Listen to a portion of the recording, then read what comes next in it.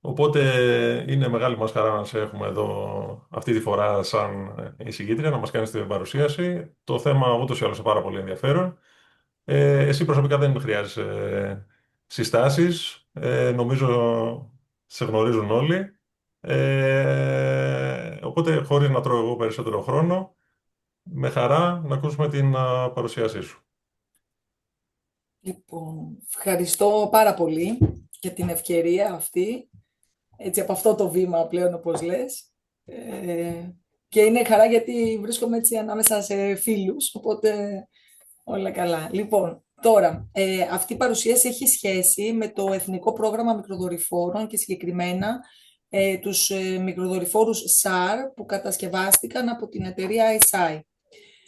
Θα πω λίγο δύο λόγια πολύ σύντομα για την Total View, δύο διαφάνειες έτσι πολύ, αν και οι πιο πολλοί μας ξέρετε. Είμαστε από το 2011 σε έργα που έχουν σχέση με παρατήρηση γης, GIS και software development. Έχουμε εμπειρία περισσότερη από 30 χρόνια στον κλάδο και συμμετέχουμε σε διάφορους οργανισμούς και έχουμε και διάφορες πιστοποιήσεις. Η εταιρεία χωρίζεται σε τρία business units.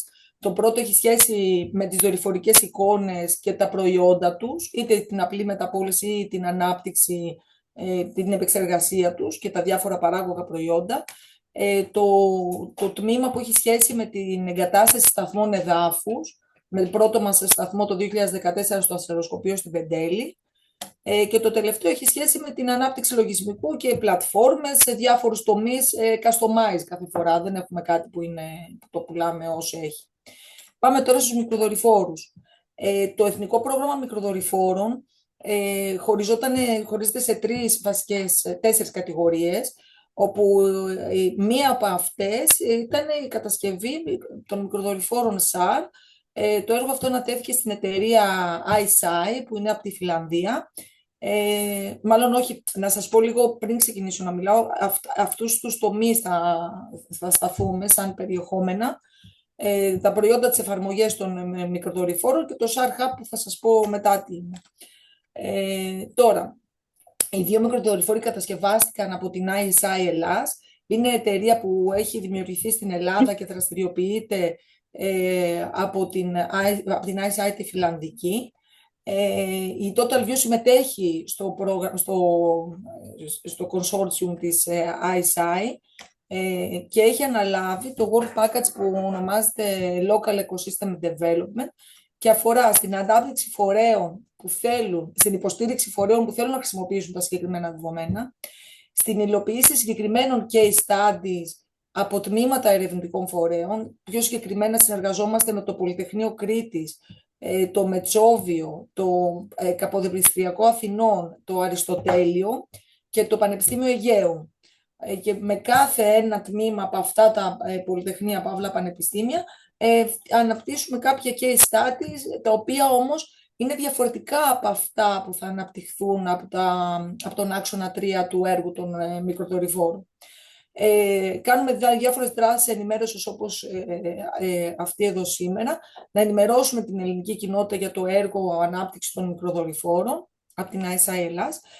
Και το τελευταίο κομμάτι που θα το δείξω στο τέλος της παρουσίασης είναι ότι έχουμε αναπτύξει ένα πόρταλ, το SAR Hub, που εκεί πέρα θα είναι και στα ελληνικά και στα αγγλικά όλη η πληροφορία που σχετίζεται με τους δορυφόρους ISI, τις χρήσεις τους, διάφορα λογισμικά, οδηγίες, πώς να χρησιμοποιούνται, πώς να επεξεργάζονται οι δορυφορικές εικόνες ISI σε κάθε λογισμικό χωριστά. Θα υπάρχει και πόρταλ όπου θα υπάρχει ένα περιβάλλον με login, όπου εκεί πέρα διάφοροι χρήστες θα μπορούν να ανταλλάσσουν κάτι σαν φόρουμ με πληροφορίες για ερωτήσεις, απαντήσεις, ιδέες, ό,τι έχει σχέση με το SAR. Ο λόγος τώρα που σκεφτήκαμε να το κάνουμε αυτό, μαζί με όλο αυτό βέβαια γίνεται από το Υπουργείο Ψηφιακής Διακυβέρνησης, τη Γενική Γραμματεία Τηλεπικοινωνιών και Ταχυδρομείων και από την Ευρωπαϊκή Υπηρεσία Διαστήματος, είναι γιατί τα SAR είναι ένα κομμάτι τα οποία δύσκολα κάποιος ακουμπάει, δηλαδή οπτικές εικόνες, εντάξει, το βλέπουμε με τα μάτια μας, είναι οπτικές δορυφορικές εικόνες. Τα SAR δεδομένα είναι κάτι άλλο. Και είπαμε ότι είναι καλό να υπάρχει κάτι και στα ελληνικά και στα αγγλικά, ώστε να μπορούν όλοι να μπαίνουν είτε γνώστες, να μας προσφέρουν δηλαδή τις γνώσεις τους, είτε κάποιος που δεν ξέρει να δει πώς μπορεί να τα επεξεργαστεί. Λοιπόν, οι δορυφόροι εκτοξεύτηκαν τον Νοέμβριο του 2025, οι δύο μικροδορυφόροι ελληνικοί, με το πύραυλο Falcon από τη SpaceX, από τη βάση Vandenberg στην Αμερική. Η ISI θα ανακοινώσει, γιατί μέχρι να γίνουν operational οι δορυφόροι υπάρχουν κάποια στάδια, αυτό ισχύει σε όλους τους δορυφόρους, οπότε επίσημα η ISI θα ανακοινώσει κάποια στιγμή σε τι φάση είμαστε και θα το πούνε επίσημα το που βρισκόμαστε. Να πούμε λίγο, έχει μεγάλη σημασία να πούμε για τους δορυφόρους ISI και λίγο την ιστορία τους. Γιατί σε αυτό η Ελλάδα είναι πολύ σημαντικό το ότι βρίσκεται σε αυτό το πρόγραμμα, γιατί η εταιρεία έχει πολύ μεγάλη εμπειρία και πάρα πολλούς δορυφόρους. Οπότε αυτό μας δίνει την ασφάλεια ότι οι δύο δορυφόροι δικοί μας θα πηγαίνανε καλά και πράγματι πήγαν πολύ καλά, δηλαδή επειδή είμαστε και στο consortium, είμαστε μπροστά στο χρονοδιάγραμμα, δηλαδή εκτοξεύτηκαν όλα στην ώρα τους και όπως έπρεπε, δεν υπήρχαν καθυστερήσεις. Τώρα η εταιρεία η φιλανδική ξεκίνησε το 2018 ως μια εταιρεία spin-off, έχει σημασία αυτό, δηλαδή πώς μπορείς να εξελιχθείς μέσα σε κάποια χρόνια ξεκινώντας από κάτι μικρό και μετά, στην αρχή είχε εκτοξεύσει 2 δορυφόρους το 2018 και βλέπετε τώρα στα χρόνια 19, 20, 21 φτάνοντας στο 26 να έχει πάνω από 25 δορυφόρους και σχεδιάζει πάνω από 58 να έχει μέσα στο 27, πάρα πολλές εκτοξεύσεις δορυφόρων. Αυτοί χωρίζονται οι δορυφόροι σε διάφορες γενιές, Generation 2, 3, η δική μας η ελληνική είναι Generation 4 και αυτό σημαίνει ότι έχουμε πολύ μεγάλη ανάλυση. Να πω λίγο δύο λόγια πώς λειτουργούν οι δορυφόροι SAR. Οι οπτικοί δορυφόροι τι κάνουν? Το φως του ήλιου που πέφτει στη γη και ανακλάται, το καταγράφουν σε sensors. Οι δορυφόροι SAR δεν κάνουν αυτό. Στέλνουν σήμα στη γη και αυτό το σήμα που στέλνουν ανακλάται και γυρίζει πίσω. Αυτό τι πλεονέκτημα μας δίνει? Μας δίνει το πλεονέκτημα ότι μπορούμε να έχουμε δεδομένα και παρατήρηση της γης είτε το βράδυ, είτε μέσα από σύννεφα, από καπνό, όλα αυτά τα καιρικά φαινόμενα ή τέλος πάντων τα φαινόμενα τύπου καπνί δεν ενοχλούν τη λήψη της εικόνας, γιατί είναι ένα σήμα που το στέλνουμε από το δορυφόρο και ανακλάται πίσω. Όπως είπαμε, φτάνει σε ανάλυση 25 εκατοστά. Επειδή οι δορυφόροι είναι πολλοί, μπορούμε να παίρνουμε εικόνες από το ίδιο σημείο πολύ συχνά. Εδώ βλέπουμε κάτω από 6 ώρες revisit. Το delivery είναι πολύ γρήγορο γιατί υπάρχουν πολλοί σταθμοί εδάφους εγκατεστημένοι στη γη, οπότε ο πρώτος σταθμός που συνεντάει ο δορυφόρος κατεβάζει αμέσως τις εικόνες που έχει συλλέξει. Και φυσικά μπορούμε να παίρνουμε εικόνες από παντού. Ένα άλλο χαρακτηριστικό των δορυφορικών δεδομένων SAR είναι ότι δεν παίρνουν απλώς fix μια εικόνα, αλλά μπορούν να αλλάζουν σε διάφορα mode ο ίδιος δορυφόρος. Τι εννοώ? Ας πούμε εδώ τώρα βλέπουμε ότι υπάρχει το scan wide, το οποίο αυτό παίρνει μια σκηνή 200x300 χιλιόμετρα με ανάλυση 27 μέτρα. Αυτό μας δίνει τη δυνατότητα να σαρώνουμε πολύ μεγάλες περιοχές. Εντάξει, 27 μέτρα δεν είναι πολύ ψηλή ανάλυση, αλλά μπορούμε να δούμε ωκεανούς για παράδειγμα και να βλέπουμε πλοία. Που αυτό χρειάζεται τώρα τόσο μεγάλη επιφάνεια, πρέπει να έχεις πολύ μεγάλη εικόνα. Μπορούμε να πάμε, το επόμενο είναι το strip, όπου εδώ έχουμε 50x30 χιλιόμετρα με 3 μέτρα, που επίσης είναι πάρα πολύ καλό για πολύ μεγάλες περιοχές. 100x100 χιλιόμετρα το scan με 15 μέτρα ανάλυση. Και εδώ τώρα υπάρχει κάτι πολύ καινούριο, το dual mode, το οποίο είναι μικρές σκηνές, 5x5 χιλιόμετρα, και μπορούν να πάρουν ανάλυση 1 μέτρο, μισό μέτρο και 25 εκατοστά. Θα σας δείξω παρακάτω ένα παράδειγμα τι είναι το dual mode, για να δείτε ότι είναι κάτι πολύ πρωτοποριακό και παίρνει πάρα πολλές εικόνες μέσα σε 25 δευτερόλεπτα, οπότε αυτό μας δίνει άλλη πληροφορία. Τώρα, οι εφαρμογές είναι αρκετές. Παρακολούθηση παράκτιων περιοχών και συνόρων, όπως είπαμε και πριν, στην άμυνα φυσικά, να παρακολουθούμε διάφορα λιμάνια. ή πλοία, ειδικά για τα πλοία δουλεύει αρκετά καλά, γιατί ανακλά πίσω το μέταλλο, οπότε εκεί πέρα παίρνουμε πολύ καλό σήμα για να βλέπουμε που είναι ένα πλοίο, ας πούμε. Εδώ παρακολούθηση του πάγου. Πετρελοκυλίδες επίσης είναι πολύ διαδεδομένα τα SAR δεδομένα για τις πετρελοκυλίδες. Και εδώ πέρα είναι για παράνομη υλοτόμηση. Και αυτό επίσης είναι πολύ διαδεδομένο. Τώρα, κάποιες εφαρμογές που έχουμε, οι κύριες εφαρμογές, είναι τα παρακολούθηση πλημμύρας. Αυτό τώρα γιατί είναι πολύ σημαντικό, γιατί συνήθως όταν έχουμε πλημμύρες έχουμε πολύ μεγάλη νεφοκάλυψη. Οπότε με άλλα δεδομένα δεν μπορούμε να έχουμε συμπεράσματα. Ενώ με τα SAR, επειδή παίρνουμε τις εικόνες μέσα από τα σύννεφα, η υπηρεσία είναι ότι παίρνουμε εικόνες συχνά από το ίδιο σημείο της πλημμύρας, οπότε βλέπουμε προς τα πού κινούνται τα νερά και μπορούμε να δούμε ποια σπίτια έχουν πληγεί και σε τι βαθμό. Για παράδειγμα, εδώ πέρα, με κόκκινο βλέπουμε ότι 3.000 σπίτια έχουν πληγεί, έχουν μεγάλα προβλήματα. Με πορτοκαλί είναι μια μέση κατάσταση, με κίτρινο είναι λιγότερο. Και διαπιστώνεται και το βάθος του νερού. Δηλαδή προς τα που βλέπουμε με συνεχόμενες εικόνες, προς τα που κινείται το νερό της πλημμύρας και σε τι βάθος. Αυτό φυσικά είναι πολύ βοηθητικό για τις αρχές τη στιγμή που συμβαίνει το γεγονός. Εδώ πάλι ένα παράδειγμα. Έχει βέβαια, χρησιμοποιείται αρκετά και σε εφημερίδες, στα site κτλ. Γιατί αυτό είναι μια υπηρεσία που η ISI έχει πολύ επενδύσει στις πλημμύρες και στα αποτελέσματα που βγαίνουν πολύ γρήγορα όταν συμβαίνει μια πλημμύρα. Μια άλλη εφαρμογή είναι η αποτίμηση των καταστροφών μετά από πυρκαγιές, το damage detection. Αυτό μπορεί να συμβαίνει γιατί παίρνουμε εικόνες μετά ή κατά τη διάρκεια, γιατί μέσα από τους καπνούς μπορούμε να δούμε τι συμβαίνει. Και βλέπουμε εδώ πέρα ένα παράδειγμα ότι η πρώτη αποτίμηση των καταστροφών έγινε 14 ώρες αμέσως μετά που ξεκίνησε η πυρκαγιά. Εδώ τώρα ένα παράδειγμα, βρέθηκαν με αυτόματο τρόπο ότι 2.000 κτίρια είχαν καταστραφεί με μια ακρίβεια 86%. Και εδώ είναι ένα παράδειγμα πώς φαίνονται τα κτίρια στην εικόνα την SAR. Έχω και παρακάτω αρκετές εικόνες να δούμε λίγο πώς φαίνονται, γιατί είναι κάτι εξειδικευμένο, δεν είναι όπως οι οπτικές.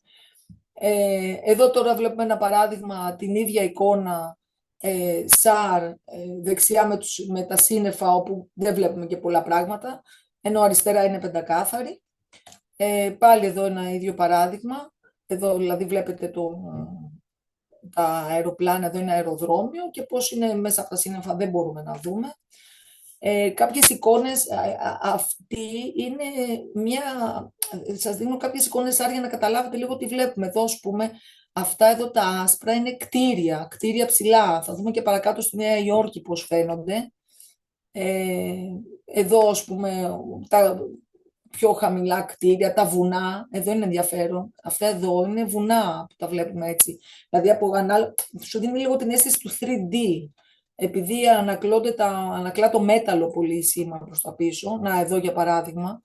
Εδώ μπορείς να δεις τους ορόφους, για παράδειγμα, στα κτίρια. Γιατί όταν έχεις μεταλλικές κατασκευές, οι όροφοι, το μέταλλο ανακλά πίσω το σήμα και δημιουργείται κάτι σαν 3D.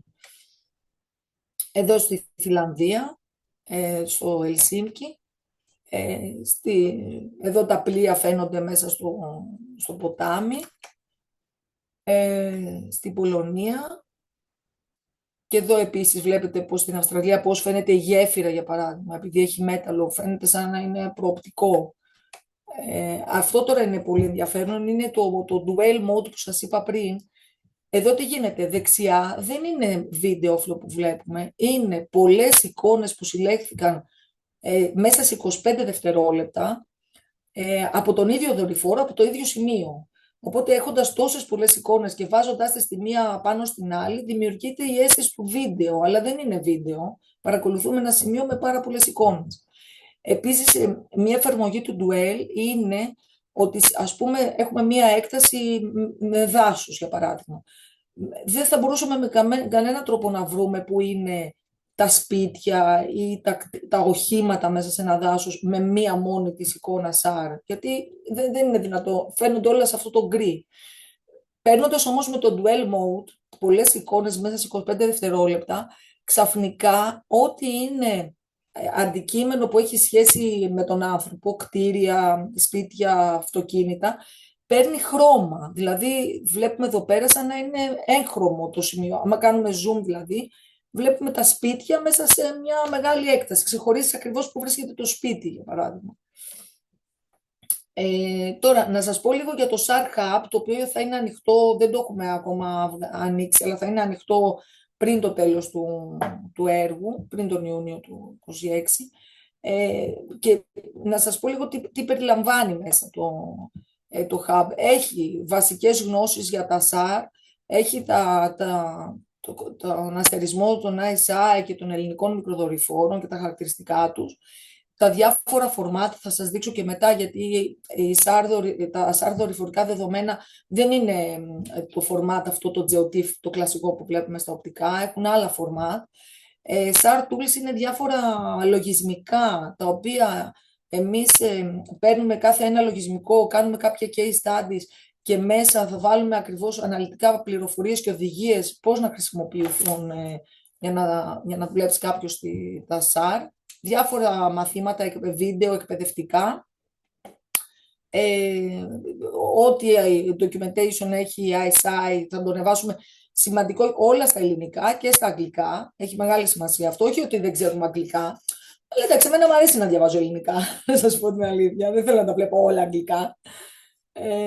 Και το forum που θα ανταλλάσσονται απόψεις και διάφορα use cases. Κάπως έτσι είναι, το έχουμε δηλαδή ήδη φτιάξει, όπου τα πάντα είναι σε δύο γλώσσες, αυτά που σας είπα πριν, οι βασικές γνώσεις, μπορεί κάποιος να μπαίνει μέσα και ακόμα και να μην έχει καμία ιδέα τι είναι τα SAR δεδομένα, βήμα-βήμα.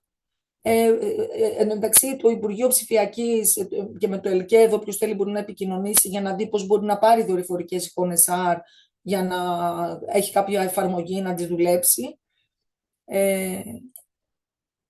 Εδώ είναι η ιστορία των SAR, τα διάφορα modes, οι συχνότητες, διάφορα παραδείγματα, πάρα πολλά εφαρμογές, πώς λειτουργεί το SAR, ας πούμε. Μπαίνουμε σε αρκετό βάθος, δεν είναι δηλαδή... Και γι' αυτό τώρα στην παρουσίαση είπα να μην εμβαθύνω τόσο πολύ στο τεχνικό κομμάτι, γιατί είναι όλα γραμμένα στο SAR Hub και μπορεί κάποιος να πάει αναλυτικά βήμα-βήμα να τα δει.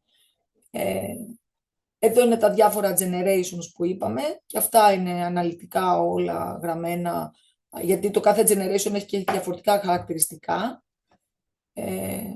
που έχουν εκτοξευθεί. Είπαμε εμείς είμαστε generation 4.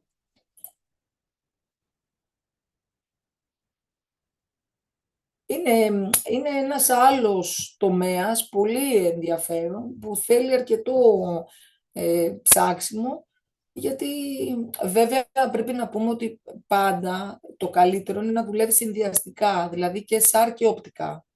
Γιατί το οπτικό, επειδή είναι συνηθισμένο το μάτι μας, σε βοηθάει αρκετά να καταλάβεις τι βλέπεις και με το SAR μετά έρχεται και επιβεβαιώνεται, ας το πούμε. Εδώ είναι τα διάφορα φορμάτ που σας είπα, γιατί δεν είναι σε GeoTIFF, έχουμε διάφορα άλλα φορμάτ που χρησιμοποιούνται και γι' αυτό και τα λογισμικά, που το πιο ας πούμε διαδεδομένο στην Ευρωπαϊκή Ένωση με το SNAP, είναι ελεύθερο λογισμικό από την Ευρωπαϊκή Ένωση, ενσωματώνουν μέσα τους αλγόριθμους ώστε να μπορούν να διαβάζουν αυτά τα φορμάτ. Δηλαδή πρέπει το λογισμικό να έχει κάνει από πριν, να έχει μεριμνήσει για να μπορέσει να διαβάσει τις ISI, δορυφορικές εικόνες. Εδώ είναι διάφορα μαθήματα για τη θεωρία, το SNAP, ας πούμε εδώ πέρα, βασικές αρχές, το QGIS, πώς μπορεί να φορτώσει εικόνες, αναλυτικά βήμα-βήμα. Μα δεν έχω κάτι άλλο. Ναι. όλα αυτά που σας είπα για το κάθε, πόσες φορές περνάει τη μέρα, τι mode είναι, πώς μπαίνουν οι παραγγελίες, κατά προτεραιότητα παραγγελία, που κάποιος μπορεί να βιάζεται να θέλει πολύ σύντομα εικόνα. Όλα περιγράφονται πολύ αναλυτικά, γιατί το tasking των ελληνικών μικροδορυφόρων θα γίνεται από το Ελληνικό Κέντρο Διαστήματος. Δηλαδή, εδώ από την Ελλάδα θα προγραμματίζουν τους δορυφόρους ανάλογα με την εφαρμογή που υπάρχει, είτε για δημόσιους φορείς, είτε αυτό τώρα το ΕΛΚΕ και το Υπουργείο θα το ανακοινώσει με λεπτομέρεια. Και διάφορα case studies, όπως είπαμε πριν,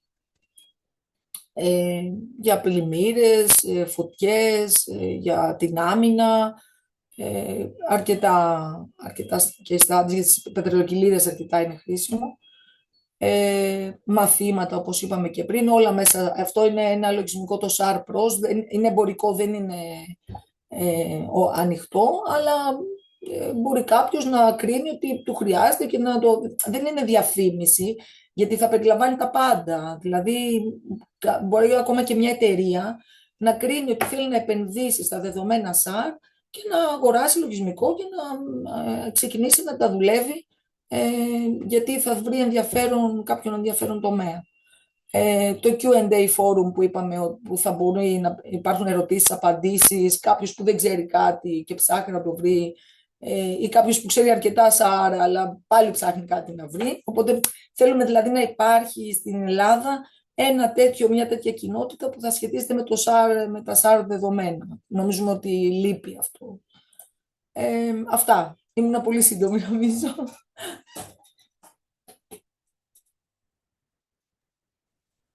Εγώ ευχαριστώ πάρα πολύ. Ήσουν ακριβώς τη μισή ώρα, λέει αυτό που λένε οι προδιαγραφές. Όντως. Ε, Πάρα πολύ ενδιαφέρον. Να ευλογήσω για τα γένια μας. Οφείλω να πω ότι το είχε ανακοινώσει ο Γενικός Γραμματέας, ο Κώστας ο Καράτζαλος, στη GS Day που κάναμε την ημερίδα με το Ελληνικό Στρατιωτικής, ελάχιστες μέρες πριν γίνει η Η εκτόξευση. εκλόγηση. Ναι, ναι, ναι. Ήταν πολύ ενδιαφέρον.